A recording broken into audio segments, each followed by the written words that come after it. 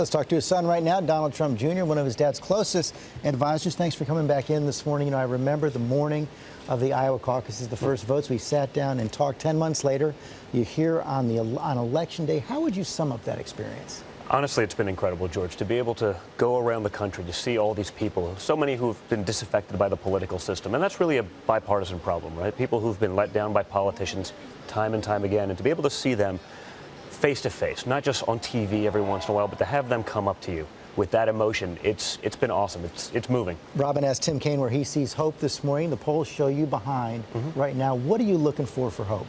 So I want everyone to turn out. People who've been let down by the system, I want them to turn out. I want them to vote. I want them to bring their friends, and we'll see what happens. I mean, I have seen that from so many people that come up to us and they're screaming, "We love you, keep doing what you're doing." And I've had just as many people come up to me and say, "We love you, keep doing what you're doing." You know, they've been put in a box, oftentimes by the media, by a false narrative that's created out there. You know, they can't be as vocal about supporting Trump, and it's going to be really interesting to see how that turns up. But you know, you saw your father last night at some of those rallies say if he loses, this whole thing has been a waste of time. Is that what you think? You know, I don't know about that. I mean, I think I'd love to see politicians wake up that they actually have to start supporting their constituency, the people they're supposed to represent. What I've seen in this process, it's been government of the elite, by the elite, and for the elite. We've seen it, whether it be all of the corruption that's out there, all of the nonsense that we've been reading about over the... You know, I don't think that's what the American people want. The American people want to be represented.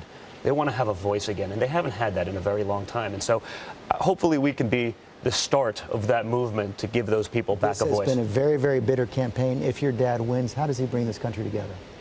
Listen, I think he has to start by doing a lot of what he's been doing. You know, I was in Detroit yesterday. My father's gone into the inner cities. He's gone to places where traditional Republican candidates wouldn't go, where they wouldn't even think about bothering to campaign, because he knows he has to be president for all of America. And so he's going to go into those places and make sure that he follows through on his promises. And if he loses, will he work to bring the country together? I imagine he will. Listen, you know, again, we've all grown a lot during this process. We've all learned a lot. It's easy to be glib when you're in New York City and you work in a successful business and family, but he's seen those people. He's been watching them for 18 months. Their American dream has been exported to foreign countries, and someone else is living that dream.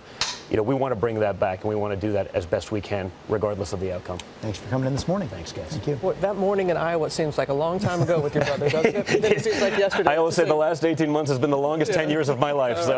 So thank you. thanks, Robin.